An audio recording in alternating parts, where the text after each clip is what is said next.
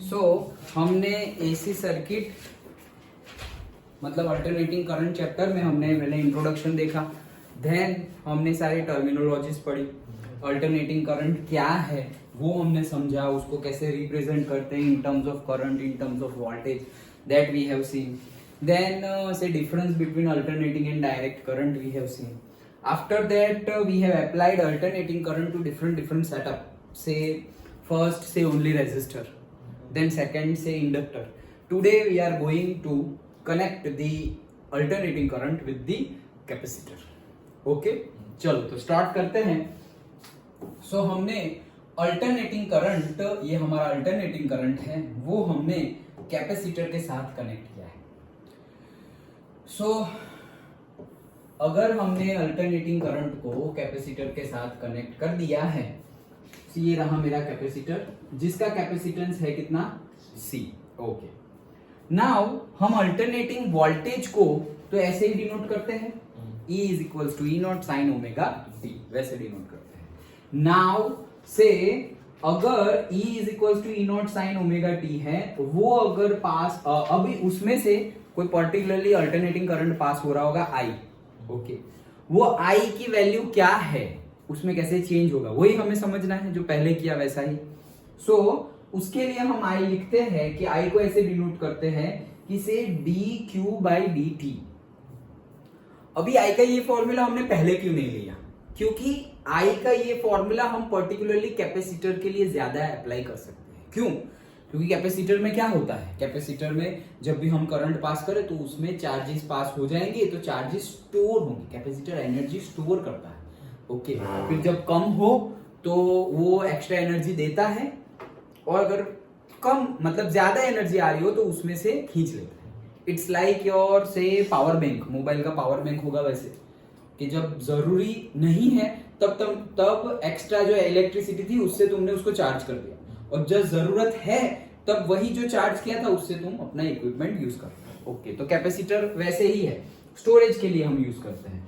सो से I is equal to हमें पता है Q/T, बट बहुत छोटे से टाइम पीरियड में से T टाइम में जितना चार्ज पास होगा उसको हम मान ले से dq, तो I is equal to dq/dt बोल सकते हैं। Otherwise I is equal to Q/T तो है ही, लेकिन वो तो एवरेज वैल्यू है। ओके, लेकिन हम बोल रहे हैं कि अल्टरनेटिंग करंट वो बढ़ रहा है, कम हो रहा है, तो हम बोल देंगे कि भाई थोड़ा से टाइम में थोड़ा तो चार्ज पास होगा ही। सो I को हमने डिनोट कर दिया है dq/dt से, और ये I है हमारा, वो क्या है, अल्टरनेटिंग करंट की जनरली अगर कुछ नहीं बोला है तो that will be RMS value, root mean square value, अगर नहीं बोला है तो। और अगर बोला है तो हम लेंगे कौन सी, मीन और एवरेज वैल्यू जो भी बोली है वो।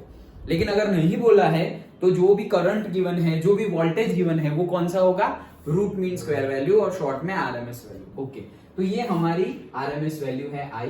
ओके, नाउ तो हमारे पास फॉर्मूला आ गया I is equal to dq/dt। अब हम क्या करेंगे, हम Q का फॉर्मूला निकालेंगे और वो Q के फॉर्मूला को डिफरेंशिएट कर देंगे विथ रिस्पेक्ट टू टाइम, तो हमें करंट मिल जाएगा। ओके, तो वही चीज हम करने वाले हैं। ना कैपेसिटर का एक कैरेक्टरिस्टिक्स होता है, क्या कैरेक्टरिस्टिक्स होता है कि उसको तुम जो भी बैटरी के साथ, जो भी पोटेंशियल के साथ कनेक्ट करो तो वो चार्ज होने लगता है। कितनी कैपेसिटी से चार्ज होता है, दैट डिपेंड्स कि तुमने कितनी बैटरी जोड़ी हुई है। सपोज एक कैपेसिटर है, ओके, कैपेसिटर डिफरेंट कैपेसिटी के भी होते हैं, जैसे कि तुम्हारा अभी मैंने एग्जांपल दिया पावर बैंक, तो पावर बैंक नहीं बोलते कि भाई ये 15,000 mAh का है, ये 1000 mAh का है, ये 20,000 mAh का है। ओके, जो हमारी बैटरी की कैपेसिटी किसमें हम बोलते हैं, mAh में। Okay, milli ampere hour. Okay, तो उसमें हम डिफाइन करते हैं। सो उसकी डिफरेंट कैपेसिटीज होगी कैपेसिटर की भी।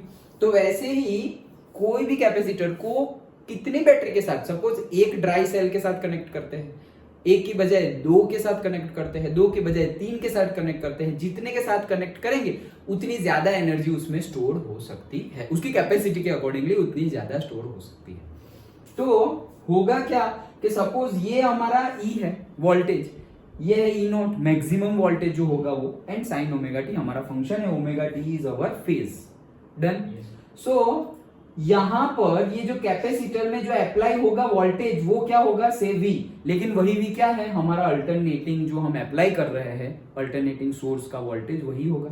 सो V is equals to E हम लिख सकते हैं, क्योंकि कैपेसिटर को हमने किसके अक्रॉस में जोड़ा हुआ है, यही वोल्टेज के अक्रॉस में जोड़ा हुआ है। यहाँ अगर डीसी वोल्टेज होता तो डीसी के अकॉर्डिंगली वहां पे वोल्टेज होता, यहाँ पे एसी वोल्टेज है तो एसी के अकॉर्डिंगली वोल्टेज होगा। डन। तो वो यहाँ पे V is equals to E हम लिख सकते हैं।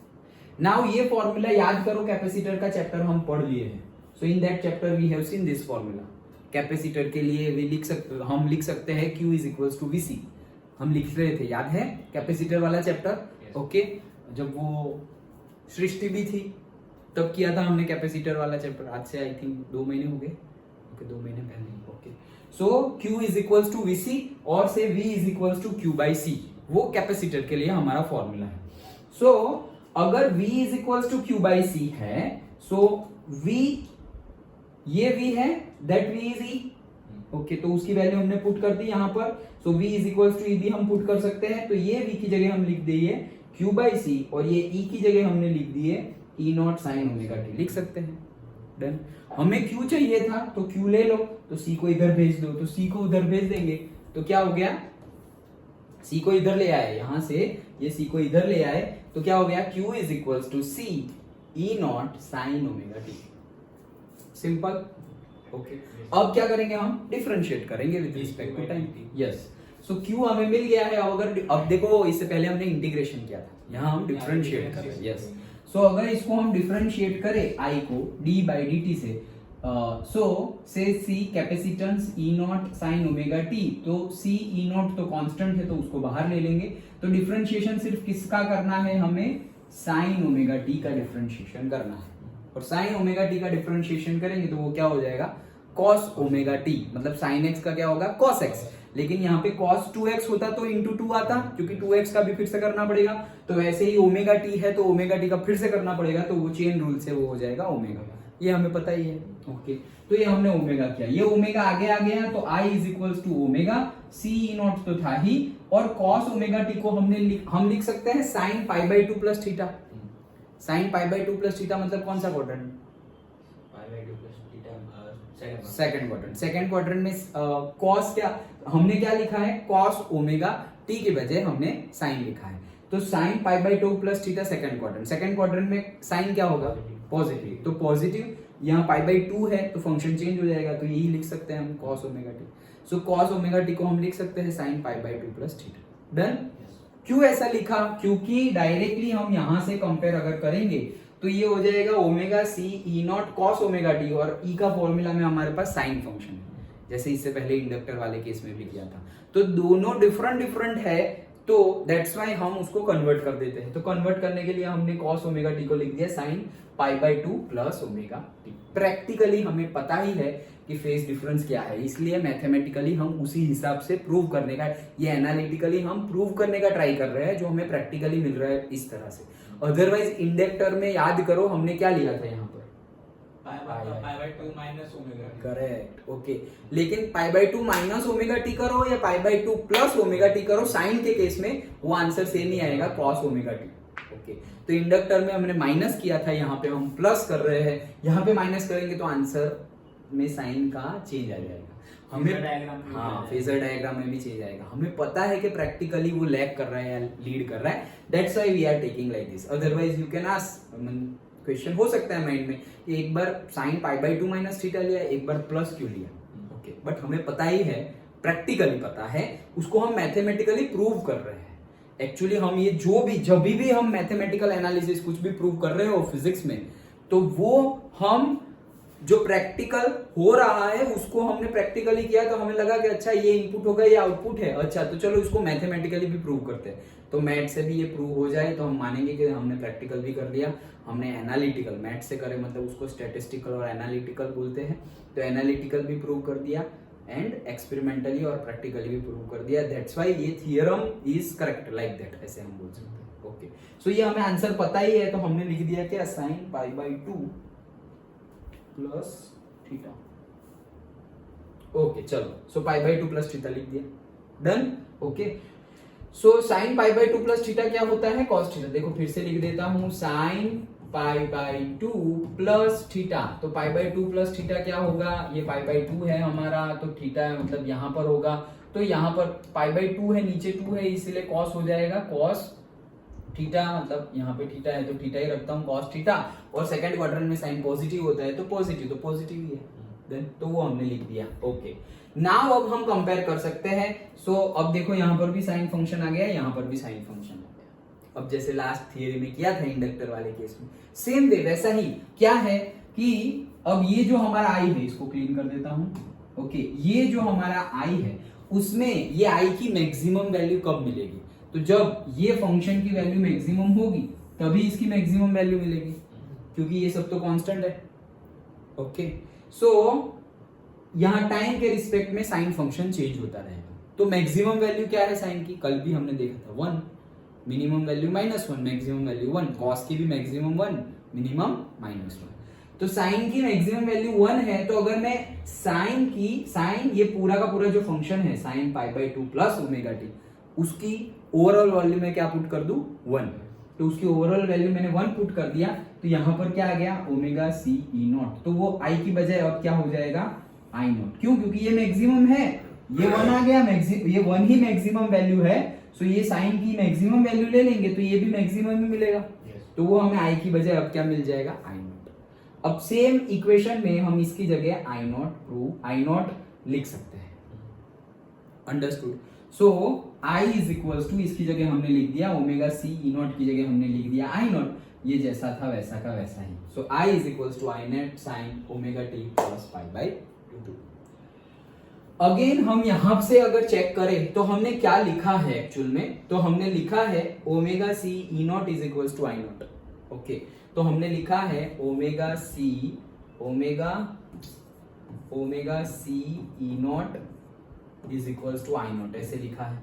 तो हम ऐसा बोल सकते हैं कि से आई नॉट इधर आ जाएगा, so E naught by I naught that is equals to 1 upon omega C, ऐसा लिख सकते हैं।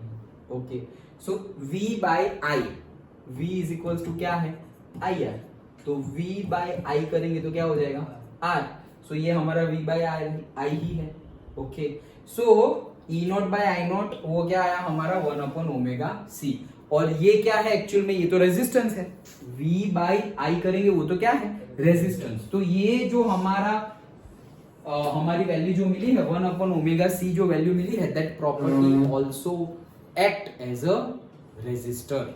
लेकिन ये कौन सा रेजिस्टर है, resistance offered by the capacitor. Okay, so E naught by I naught is equal to 1 upon omega C, और उसी को हम बोलते हैं एक्स सी, जैसे कि इंडक्टर के केस में हमने बोला था एक्स एल।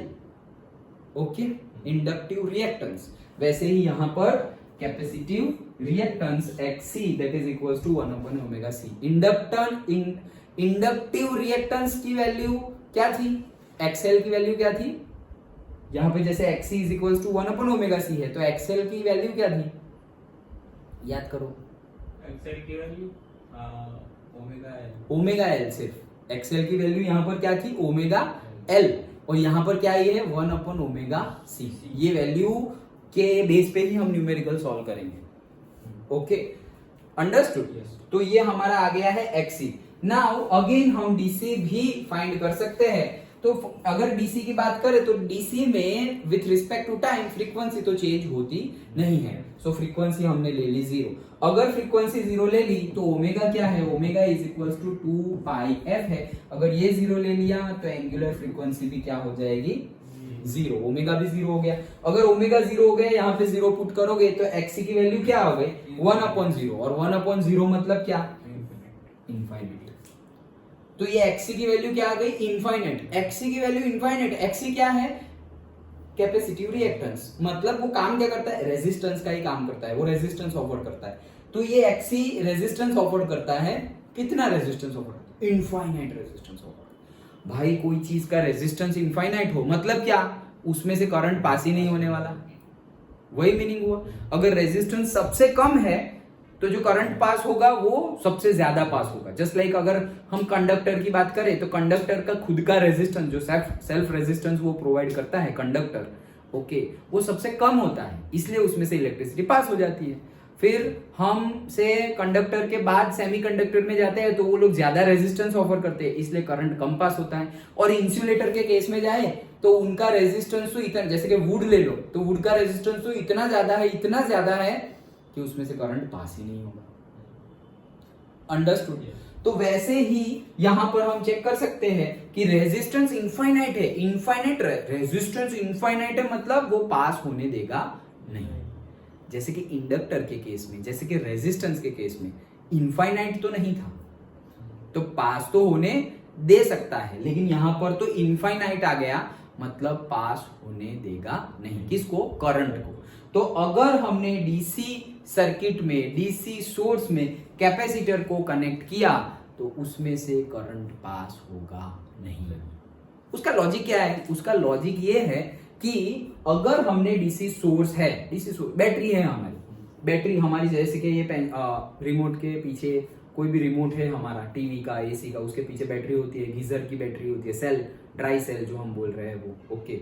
सो वो ड्राई सेल ले लिया, उसके टर्मिनल से हमने ये फैन में सपोज कैपेसिटर आता है, वो कैपेसिटर कनेक्ट कर दिया।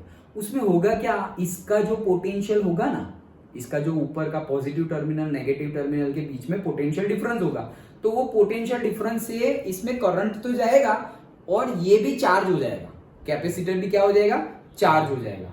और ये चार्ज हो गया तो जितना ये बैटरी में चार्ज है उतना ही चार्ज कैपेसिटर में हो जाएगा। दोनों में सेम हो गया तो दोनों के बीच में पोटेंशियल डिफरेंस रहा ही नहीं, ओके। जैसे कि ये बैटरी है हमारी, कोई हमारी ऐसे बैटरी है, ये बैटरी के साथ हम यहां पर से ऐसे बल्ब भी कनेक्ट कर दे तो बल्ब ग्लो होगा। क्यों? क्योंकि ये टर्मिनल और ये टर्मिनल के बीच में पोटेंशियल डिफरेंस है। लेकिन अगर हमने कैपेसिटर ज्वाइन कर दिया तो कैपेसिटर भी उतनी ही पोटेंशियल से चार्ज हो जाएगा, सेम चार्ज। तो अगर सिर्फ और सिर्फ दो ही चीज है, मतलब ये रखा हुआ ही नहीं है बल्ब तुमने, ओके, सिर्फ दो ही चीज है, कौन सी? बैटरी और कैपेसिटर। तो पहले ही बैटरी से कैपेसिटर इतना चार्ज हो जाएगा कि उसमें से अब आगे करंट फ्लो होगा नहीं, क्योंकि करंट फ्लो होने के लिए पोटेंशियल डिफरेंस चाहिए जो वहां पर है ही नहीं। अंडरस्टूड? ये फंडा है। अदरवाइज तुम्हें तो सिर्फ इतना ही लिखना है कि भाई कैपेसिटर हो तो रेजिस्टेंस इनफाइनाइट हो जाता है डीसी में, और रेजिस्टेंस इनफाइनाइट हो गया तो करंट पास होगा नहीं। लेकिन एक्चुअल फंडा क्या है? करंट तो पहले तो पास हो जाएगा, लेकिन इतना चार्ज हो जाएगा कि जितना कोई पोटेंशियल डिफरेंस ही नहीं रहा। करंट कब पास होता है? जब पोटेंशियल डिफरेंस हो, जैसे कि ये पॉजिटिव टर्मिनल और ये नेगेटिव टर्मिनल के बीच में कोई पोटेंशियल डिफरेंस है। वो पोटेंशियल डिफरेंस की वजह से, सपोज यहाँ पे 0 वोल्ट है और यहाँ पर 1 वोल्ट है, ये पोटेंशियल डिफरेंस है, इसीलिए ये करंट फ्लो हो रहा है। अगर पोटेंशियल डिफरेंस ही ना हो, यहाँ भी 1 वोल्ट और यहाँ भी 1 वोल्ट, तो वो होने वाला नहीं है। Understood? So that is the main reason. तुम वो भी लिख सकते हो और ये भी लिख सकते हो, दोनों ही लिख दो ना, क्या प्रॉब्लम है? Okay, so that is the thing. Understood? Okay, तो ये था हमारा alternating current containing capacitor only. कोई doubt? Okay, now we will see the say our waveform diagram and phasor diagram. Okay, चलो तो आगे बढ़ते हैं। So waveform diagram and phasor diagram if we see, सबसे पहले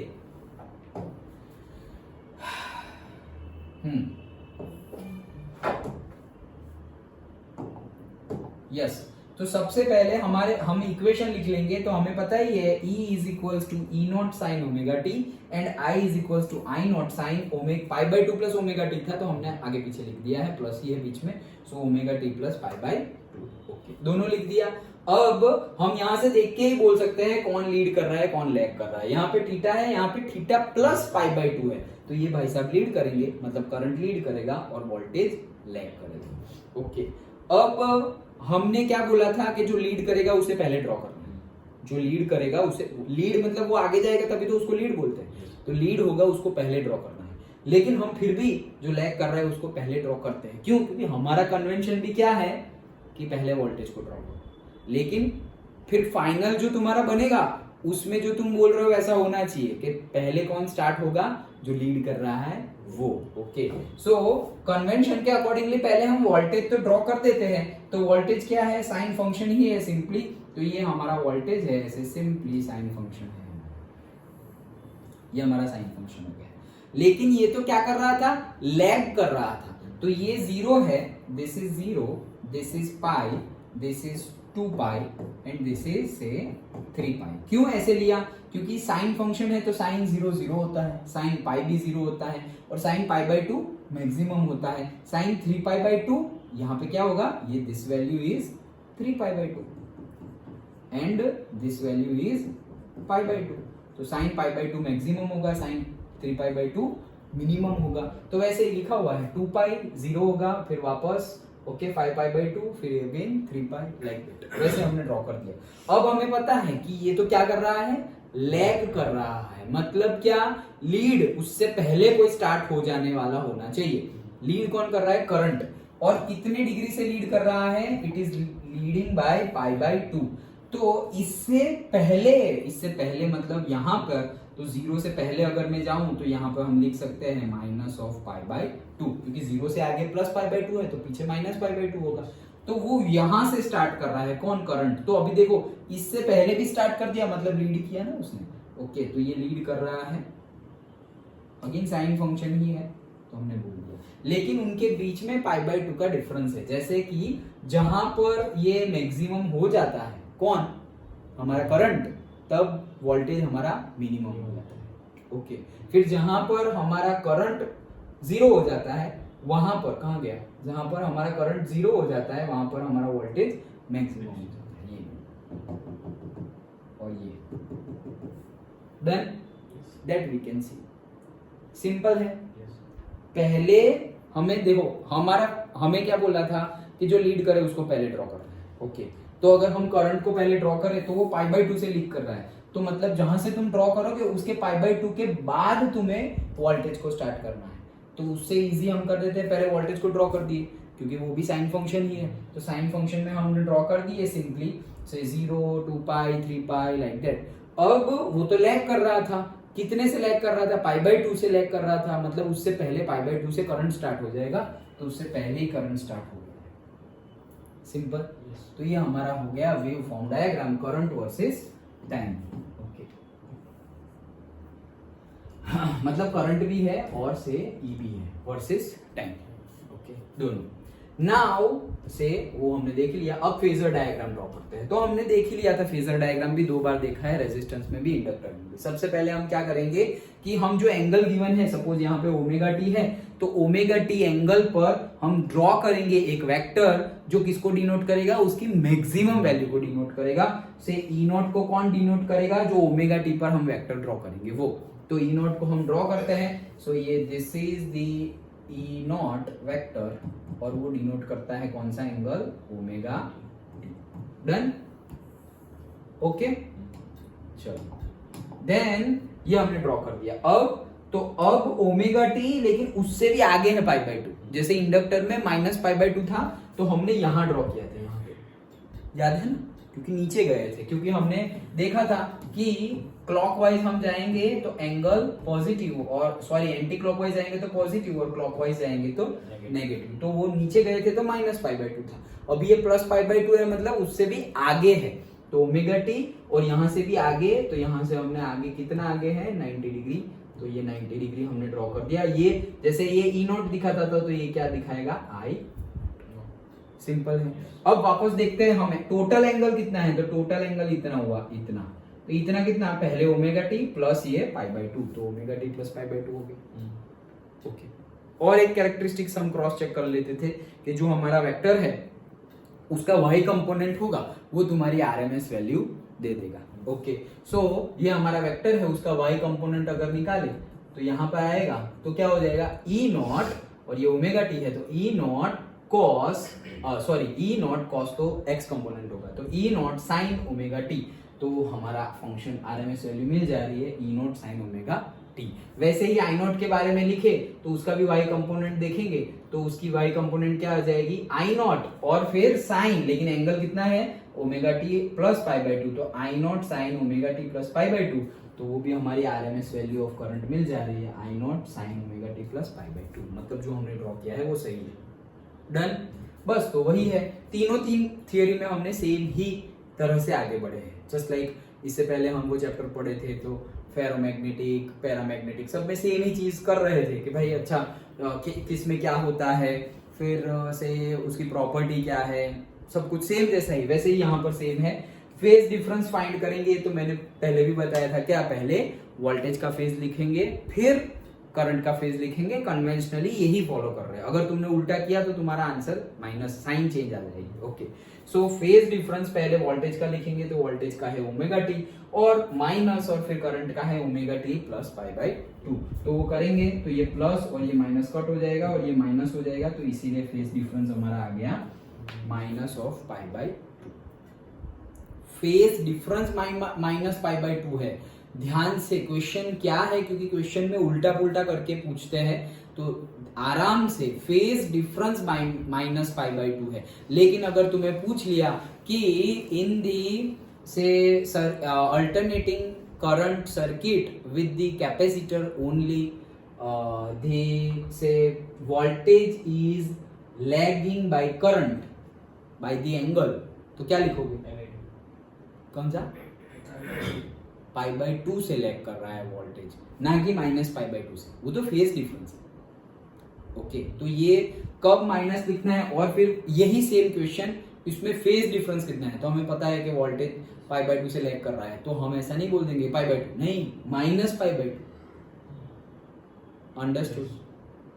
पक्का?